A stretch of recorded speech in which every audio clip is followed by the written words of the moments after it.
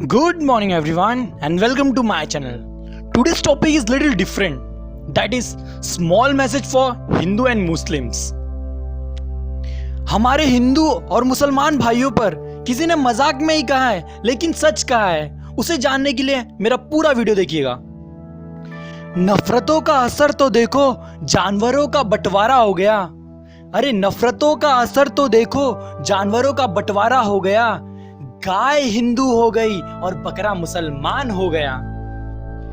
ये पेड़, ये पत्ते, ये शाखाएं भी परेशान हो जाएं अगर ये परिंदे भी हिंदू और मुसलमान हो जाएं। सूखे मेवे भी ये देख के हैरान हो गए, न जाने कब नारियल हिंदू और खजूर मुसलमान हो गए।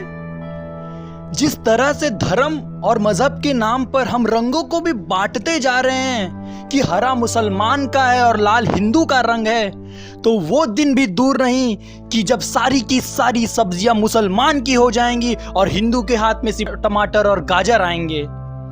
अब समझ नहीं आ रहा साला तरबूज किसके हिस्से में आएगा। वो तो बेचारा ऊपर से मुसलमान और अंदर से हिंदू ही रह जाएगा। There is more power in unity than division. ये कविता भले ही मजाक में गई गई हो पर सोचने वाली बात है दोस्त। Just think about it. जय Hind, Vande Mataram. Thank you guys for watching this video. Like, comment, share and subscribe तो बनता है।